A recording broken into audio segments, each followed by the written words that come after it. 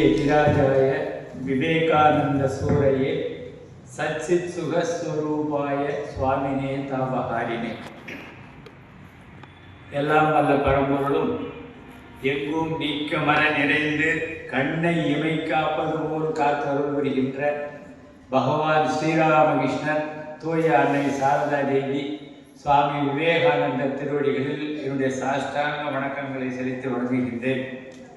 என்றென்றைக்கும் எங்கள் வணக்கத்திற்கும் வழிபாட்டிற்கும் உரிய மேடையிலே அமர்ந்திருக்கின்ற தவத்திரு சுவாமிஜி அவர்களின் பாதங்களுக்கு என்னுடைய பணிவான நமஸ்காரங்களை செலுத்தி வணங்குகின்றேன். மேடையிலே வீட்டிருக்கின்ற தமிழ்நாடு பாவபிரச்சார பரிஷத்தின் இணை கன்வீனர் திரு சி ராஜகோபால் அவர்களுக்கும் என்னுடைய அன்பான பணிவான வணக்கத்தை தெரிவித்துக் கொள்கின்றேன். இந்த சிறப்பு மிகு விழாவை ஏற்பாடு செய்த ஆசிரியர் பெருமக்கள், வருகின்றிருக்கின்ற பொதுமக்கள், மாணவ செல்வங்கள் அனைவருக்கும் எனது அன்பான இனிய வணக்கங்களை தெரிவித்துக் கொள்கின்றேன்.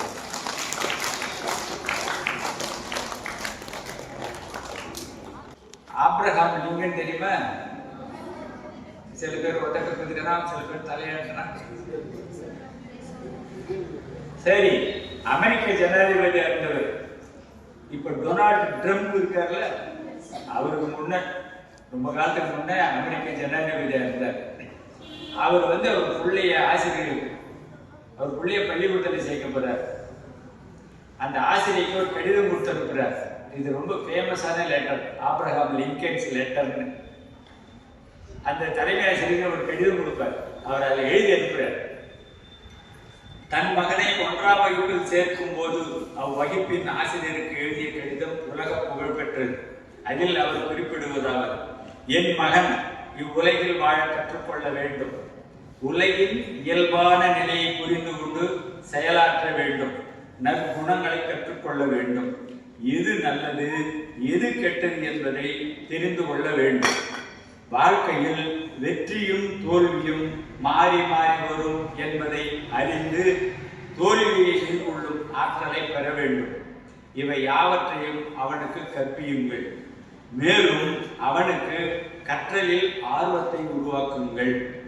நல்லனவற்றை உயர்ந்தவற்றை ரசிக்க கற்றுக் கொடுங்கள். தன்னம்பிக்கையை வளர்த்து தைரியமாக செயல்பட செய்யுங்கள். அவன் தன்னம்பிக்கையுடன் வாழ்ந்தால் அவனுக்கு உலகத்தின் மீது நம்பிக்கை வரும் அப்படின்னு ஆப்ரஹாம் லிங்கன் தாம் பிள்ளையை பள்ளிக்கூடத்தில் சேர்க்கும் போது எழுதின உலக புகழ்பெற்ற லெட்டர் இது. அது ஏறக்குறைய இது ஏன் இங்க நான் சொல்ல வரேன்னு சொன்னா, நம்ம சுவாமிஜி நமக்கு என்ன சொன்னாரோ, தன்னம்பிக்கை, விடாமுயற்சி, இதையெல்லாம் சேர்ந்த ஒரு கலவையா இந்த கடிதம் இருக்கும். அவர் எழுதின கடிதங்கள் எடுத்து படிச்சு பாருங்க. சுவாமிஜி விவேகானந்தருடைய லெட்டர் கடிதங்கள் ஒரு புக் இருக்கு. அந்த கடிதங்களை படிச்சாவே போதும். அவ்வளவு விஷயங்களை அவர் எழுதியிருக்காரு. அமெரிக்காவுக்கு நம்ம லண்டன்ல போய் இந்தியாவுக்கு எழுதின கடிதங்கள், உலக புகழ் பெற்ற கடிதங்கள். கடிதங்கள் போது உங்களுக்கு நேரு, இந்திரா காந்திக்கு எழுதின கடிதங்கள் உலக புகழ் பெற்றது. அறிஞர் அண்ணா தன்னுடைய கட்சிக்காரர்களுக்கு எழுதிய கடிதங்கள் புகழ் பெற்றது. டாக்டர் மூவா எழுதிய கடிதங்கள் உலக புகழ் பெற்றது. இப்படி நீங்க கடிதங்கள்னு வந்தீங்கன்னாவே ஏகப்பட்ட விஷயங்கள் இருக்கு. அதுல இந்த லிங்கனுடைய கடிதமும் ரொம்ப முக்கியமான கடிதம். அதனால இந்த குழந்தைகளுக்கு சுவாமி எழுதிய கடிதங்கள்ல ஆசிரியர்கள் படிக்கணும் அவசியம். அப்படிப்பட்ட இந்த நாட்டு இளைஞர்களுக்கு தேசிய இளைஞனமாக இந்த நாடு அறிவித்த இந்த தேதியில் இந்த விழாவை கொண்டாடி கொண்டிருக்கின்ற அத்தனை பேருக்கும் ஏற்பாடு செய்து கொடுத்த சுவாமிகளுக்கும் இதில் பங்கேற்ற ஆசிரியர் பெருமக்களுக்கும் மாணவ செல்வர்களுக்கும் மீண்டும் எனது அன்பான நன்றி வணக்கத்தை சொல்லி நிறைவு செய்கிறேன். தெய்வத்தின் முறை பாதம் படித்து அவர்கள் வழிவந்த சுவாமிஜி பெருமக்களுக்கு சாஷ்டாங்க நமஸ்காரங்களை தெரிவித்துக் கொள்கின்றேன். மற்றும் இங்கு வந்துள்ள தமிழ்நாடு பாவப்பட்ட பட்சத்தின் கன்வீனர், கிருஷ்ணகிரி ராமகிருஷ்ண மந்திர் துவக்கனர் ஸ்ரீதரையா மற்றும் இங்குள்ள குழந்தைகளின் பெற்றோர்கள், ஆசிரியர் பெருந்தகைகள், மாணவர்கள் அனைவருக்கும் என அன்பான பணிவான வணக்கங்கள். இப்போ நீங்கள்லாம் போட்டியில் கலந்துட்டீங்க இல்லையா? நல்லா இருந்துச்சா போட்டிலாம்? நிறைய படிச்சிங்களா? என்ன போட்டி எதை பற்றி? சுவாமி விவேகானந்தரை பற்றி இல்லையா? இப்போ சுவாமி விவேகானந்தரை பற்றி போட்டியில் கலந்து கொண்டு பரிசு வாங்குறதுக்காக மட்டும் நம்ம விவேகானந்தரை வைத்துக்கொள்ளக்கூடாது. இது ஒரு தருணம். சுவாமி விவேகானந்தர் பற்றி தெரிந்து கொள்வதற்காக நாம் இந்த போட்டியில் கலந்து கொண்டோம். ஸோ பரிசு வாங்குவதற்காகவோ ஒரு போட்டியில் கலந்து கொள்வதும் ஒரு பகுதி. முக்கியமான பகுதி எதை என்றால், நாம் அவரை பற்றி தெரிந்து கொண்டு அந்த வழியில் நாம் நடக்க முயல வேண்டும். 1 ounce of work is greater than 20 tons of talks அப்படின்னு சொல்லுவாங்க. ஒரே ஒரு அவுன்ஸோட வேலை, ஒரு அவுன்ஸ் நீ வேலை செஞ்சினா அது பெரிய விஷயம். நீ 20 டன்னு பேச்சு இல்லைன்னா 20 டன்னான கருத்துக்கள் உன்னிடம் இருக்கிறதை காட்டிலும் அப்படிங்கிறது. அப்படின்னா என்ன அர்த்தம்? நீ நிறைய படிச்சிருக்கலாம், நிறைய தெரிஞ்சு வச்சிருக்கலாம், ஆனால் அது முக்கியமல்ல. அதில் ஒரு சிறு பகுதியாவது நீ செயல்முறைக்கு கொண்டு வர வேண்டும். அப்போதுதான் நீ படித்ததற்கு அர்த்தம். எனவே நீங்கள் அனைவரும் இந்த போட்டிக்காக நிறைய விஷயங்களை படித்திருக்கின்றீர்கள். இதனை சிலவற்றையாவது நீங்கள் என்ன பண்ணணும்? நடைமுறைக்கு கொண்டு வர வேண்டும். எனவே நாம் படித்த விஷயங்களை நாம் எப்போது செயல்முறைக்கு கொண்டு வருகின்றோமோ அப்போதுதான் அதில் அர்த்தம் இருக்கின்றது. எனவே இந்த தருணத்தில் அவர்களை மிக தாழ்மையுடன் கேட்டுக்கொள்கின்றேன். அன்பான மாணவர்களே, நீங்கள் படித்ததை மீண்டும் மீண்டும் நினைவு கொள்ளுங்கள், அதை பற்றி நடக்க முயலுங்கள் என்று கூறி வாழ்த்துக்கள்.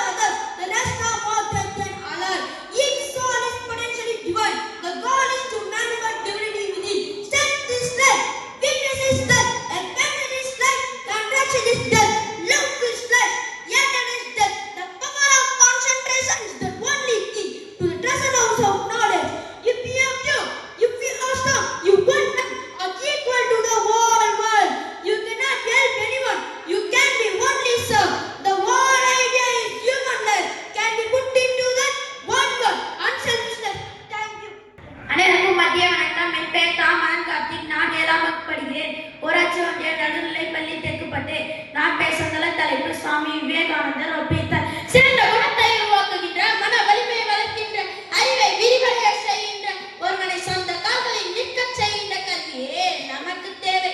சராசரி மக்களை அன்றாட வாழ்க்கை போராட்டத்துக்கு தயார் செய்யாத கல்வி, ஒழுக்க வலிமையை தராத கல்வி, பிற நலம் நாடுகின்ற உணர்வை தராத கல்வி, சிங்கம் போன்ற தைரியத்தை கொடுக்காத கல்வி, அதை கல்வி என்று சொல்ல முடியுமா? ஒருவனை தன் சொந்த கால்களிலே நிற்கும்படி செய்வதே உண்மையான கல்வி. நீ எதை நினைக்கிறாயோ அது அதுவே ஆகிறாய். உன்னை வலிமை உடையவன் என்று நினைத்தால் நீ வலிமை படைத்தவனாவாய். நான் எதையும் சாதிக்க வல்லவன் என்று சொல். நீ உறுதியுடன் இருந்தால் பாம்பின் விஷம் போல் சக்தி அற்றதாகிவிடும். தூய்மை, பொறுமை, விடாமுயற்சி ஆகிய மூன்றும் வெற்றிக்கு இன்றியமையாதவையாகும். இவை அனைத்திற்கும் மேலாக அன்பு வேண்டும். முதலில் கீழ்ப்படிவதற்கு கற்றுக்கொள். கட்டளையிடும் பதவி பிறகு உனக்கு தானாக வந்து சேரும். கீழ்த்தரமான தந்திரங்களினால் இந்த உலகில் மகத்தான காரியம் எதையும் சாதித்துவிட முடியாது.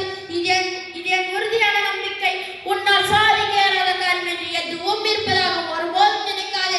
அப்படி நினைப்பது ஆன்மீகத்திற்கு முற்றிலும் முரண்பட்டது. இல்லை என்று ஒருபோதும் சொல்லாது. என்னால் இயலாது என ஒருபோதும் எண்ணாது. ஏனெனில் நீ வரமில்லா வலிமை பெற்றவன். உங்களுடைய நரம்புகளை முறுக்கேற்றுங்கள். நமக்கு தேவை இரும்பை போன்ற தசைகளும் எக்கை போன்ற நரம்புகளும் தான். சுயாதீனை பெற்ற மனிதர்களாக எழுந்து நில்லுங்கள். மற்றவர்களுக்காக நாம் மேற்கொள்ளும் மிக குறைந்த அளவு உழைப்பும் நமக்குள்ளே இருக்கும் சக்தியை தட்டி எழுப்புகிறது.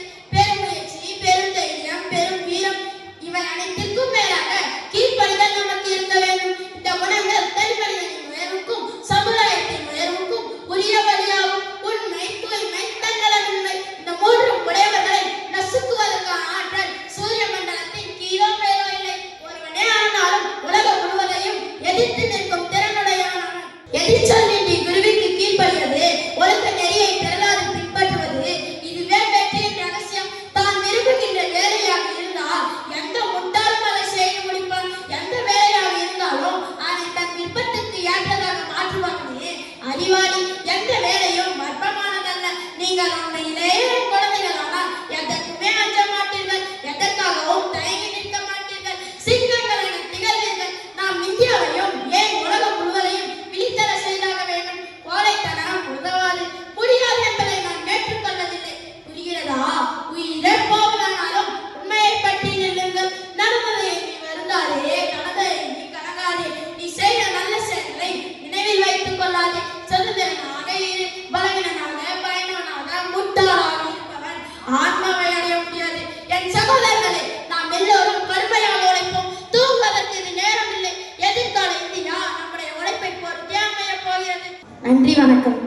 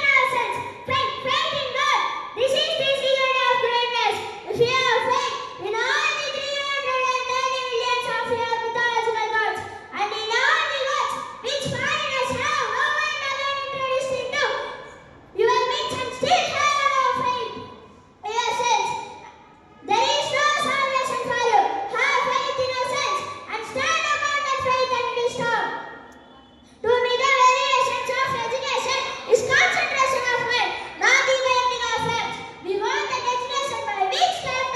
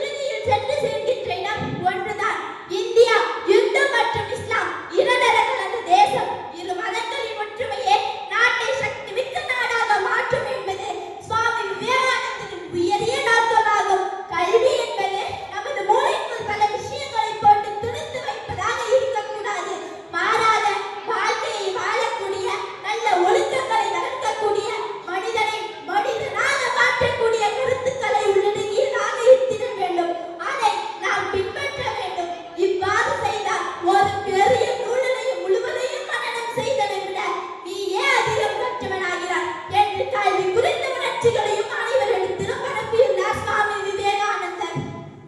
இந்தியாவின் எதிர்காலம் இளைய சமுதாயத்தின் கையில் தான் உள்ளது. துறவும் தொண்டுமே இந்தியாவின் தேசிய லட்சியங்களாகும். இந்த இரண்டையும் பேணி காத்தால் முன்னேற்றம் தானாக வந்து சேரும். இந்தியாவின் எதிர்காலம் ஒழிந்துவிட்டால் எல்லா நாடும் ஒழிந்துவிடும். உயர்ந்த ஒழுக்கங்கள் எல்லாம் மறைந்தே போய்விடும். உயிர் போகும் நிலை வந்தாலும் தைரியத்தை கைவிடாதே. நீ சாதிக்க பிறந்தவன், துணிந்தவன், எதையும் வெல். ஜனவரி 12 பிறந்த சுவாமி விவேகானந்தரின் எதிர்கால கனவை நோக்கி பயணம் செய்வோம். அவரவர் இலக்கை அடைய அயராது உழைப்போம். இந்திய சுதந்திர தினம் கொண்டாடும் நாம் வருங்கால இந்தியாவை பற்றி சிந்தனை செய்வோம். நாட்டை வளமாக்குவோம் என உறுதி எடுப்போம். இறுதியாக அவரின் பொன்மொழிகளுள் சில. நீ எதுவாக ஆக நினைக்கிறாயோ அதுவாகவே ஆகிறாய். உன்னை வலிமையுடையவன் என்று நினைத்தால் வலிமையுடையவனாகிறாய். உன்னால் சாதிக்க இயலாத காரியம் என்று எதுவும் இருப்பதாக ஒருபோதும் நினைக்காதே. நான் எதையும் சாதிக்க வல்லவன் என்று சொல். நீ உறுதியுடன் இருந்தால் பாம்பின் விஷம் கூட சக்தியற்றதாகிவிடும். பலமே வாழ்வு, பலவீனமே மரணம். இனியாவது உழைப்போம். நாம் அனைவரும் ஒன்று சேர்ந்து உழைத்தால் நிச்சயமாக இந்தியா சக்தி மிக்க நாடாக மாறும். சுவாமி விவேகானந்தர் காண விரும்பிய புதிய இந்தியாவாக உயரும். எனவே சுவாமி விவேகானந்தரை போற்றுவோம். அவருடைய கருத்துக்களை படிப்பதோடு விட்டுவிடாமல் அதை நாம் பின்பற்றுவோம். நன்றி. தித்திக்கும் தேய்த்தமிழ் திக்கட்டும் பரவட்டும். முத்தமிழ் தாய்க்கு என் முதற்கண் வணக்கங்கள். அத்தோடு என் உரைக்கு செவிசாய்க்க காத்திருக்கும் அனைத்து நாள் உள்ளங்களுக்கும் வாணியம்பட்டி சிகரம் மெட்ரிக் மேல்நிலை பள்ளியில் 11ஆம் வகுப்பு பயில்கின்ற சி.டி. நிவிதாராகினி பணிவான வணக்கங்கள். அச்சர்களின் பார்வையில் சுவாமி விவேகானந்தர் என்ற தலைப்பில் உங்கள் முன் பேச வந்துள்ளேன். ரவீந்திரநாத் தாகூர் அவர்கள் விவேகானந்தரை பற்றி இந்தியாவை அறிய வேண்டும் என்றால் விவேகானந்தரை அறிங்கள், அதாவது இந்தியாவின் ஆன்மீகம் விவேகானந்தர் என்று கூறுகிறார். ஜவஹர்லால் நேரு அவர்கள் விவேகானந்தரை இந்திய இளைஞர்களின் ஆன்மீக புரட்சியாளர் என்று அழைக்கிறார். ஏனெனில் எழுதுங்கள், இலக்கை அடையும் வரை நின்று விடாதீர்கள் என்ற அவரது வார்த்தைகள் இளைஞர்களின் ரத்தத்தில் ஓடும் மந்திரமாகவே மாறியது. கிழக்கும் மேற்கும் இணைத்த ஆன்மீக பாலம். அவர் மதம் பேசவில்லை, மனித தன்மை பேசினார். மகாத்மா காந்தி அவர்களே கூறியிருக்கிறார், விவேகானந்தரை வாசித்த பின் என் தேசப்பற்று 1000 மடங்கு உயர்ந்தது என்றால் அவரின் சிந்தனை எவ்வளவு சக்தி வாய்ந்தது என்று நினைத்து பாருங்கள். விவேகானந்தரை பற்றி ரொமென் ஜோலான் என்ற பிரெஞ்சு அறிஞர் கூறுகிறார், விவேகானந்தரை பற்றி எழுதுவது கடல் நீரை எழுதுவது போல். ஏனெனில் அவரின் சிந்தனை ஆழமானது, அவரின் பேச்சு நெருப்பானது, அவரின் நோக்கம் மனித குலத்தின் மேம்பாடு. உலகம் இந்தியாவை அடிமை நாடாக பார்த்த காலத்தில் sisters and brothers of America என்று சிகாகோ மாநாட்டில் அவர் பேசிய ஒற்றை வரையில் இந்தியா உலகத்தின் இதயத்தை வென்றது. எனவே நண்பர்களே, அறிஞர்களின் பார்வையில் சுவாமி விவேகானந்தர் என்பவர் இளைஞர்களின் ஊக்க சக்தி, இந்தியாவின் பெருமை, உலகிற்கான ஒளி. துறவியல்ல, ஒரு புரட்சி, ஒரு எழுச்சி, ஒரு தேசத்தின் தன்னம்பிக்கை. நாமும் விவேகானந்தர் போல் சிந்தித்தால் நிச்சயம் நம் வாழ்க்கையில் வெற்றி கிட்டும். நீங்கள் பலவீனம் அல்ல, பலம் என்ற வார்த்தையை நாமும் மனதில் கொஞ்சம் வெற்றி பெறுவோம். நன்றி, வணக்கம். தேசிய இளைஞர் தினமாக நமது இந்திய அரசாங்கத்தால் அறிவிக்கப்பட்டு ஒவ்வொரு ஆண்டும் கொண்டாடப்படுகிறது. இந்த நாளில் இந்தியாவின் நலனுக்காக சுவாமி விவேகானந்தரால் சொல்லப்பட்ட பின்வரும் உறுதிமொழியை அனைவரும் ஏற்போம். ஒரு 2 நிமிஷம் எல்லாம் எழுந்து நிற்கலாமா?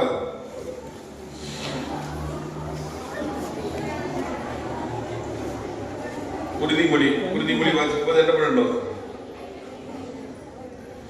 நான் ஒரு இந்தியன் என்பதில் பெருமை கொள்கிறேன். எனது நாட்டை தெய்வமாக வணங்குவேன்.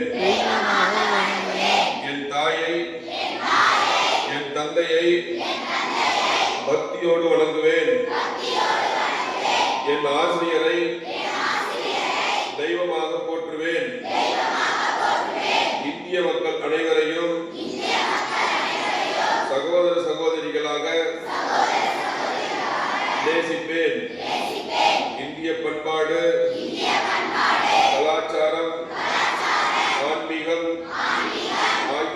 பின்பற்றுவேன். ஒழுக்கத்தை உயிரினும் மேலாக பின்பற்றுவேன். தெய்வ நம்பிக்கையோடு தன்னம்பிக்கையும் கொண்டு வாழ்வில் முன்னேறுவேன். சத்திய வழியில் நடந்து தர்ம நெறியை பின்பற்றி உழைப்பால் உயர்வேன். இளைய பாரதத்தின் அங்கமாகிய நான் இந்தியாவின் லட்சியம் தியாகமும் தொண்டும் என்பதை நினைவில் கொள்வேன். எனது நாட்டிற்காகவும் அதன் மக்களுக்காகவும் என்னை தியாகம் செய்யவே நான் பிறந்துள்ளேன் என்பதை நான் அறிவேன். இந்திய மண்தான் எனது உயர்ந்த சொர்க்கம். இந்தியாவின் நலன்தான் என்னுடைய நலன் என்பதை திரும்ப திரும்ப சொல்வேன்.